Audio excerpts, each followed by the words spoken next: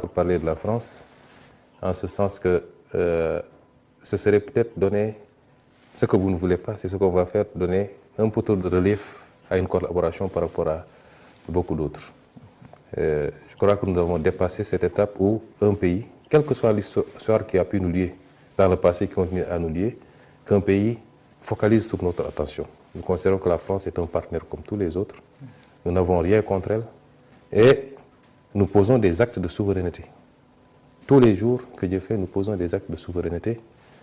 Non pas parce que nous voulons, nous avons des griefs contre tel ou tel, mais c'est comme ça que doit marcher un pays dès lors qu'il se dit pays indépendant.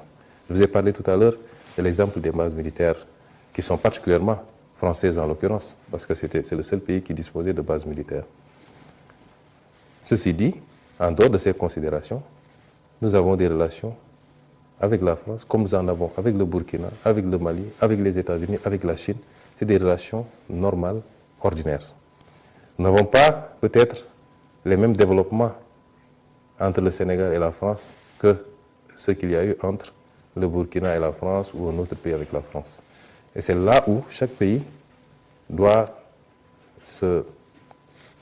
s'adapter par rapport à son histoire passée mais surtout présente. Et nous reconnaissons à chaque pays le droit de faire ses choix.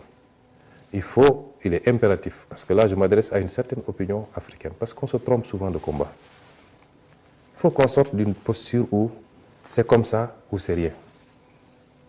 On a été suffisamment divisé pendant trop longtemps, et quelquefois sur des détails.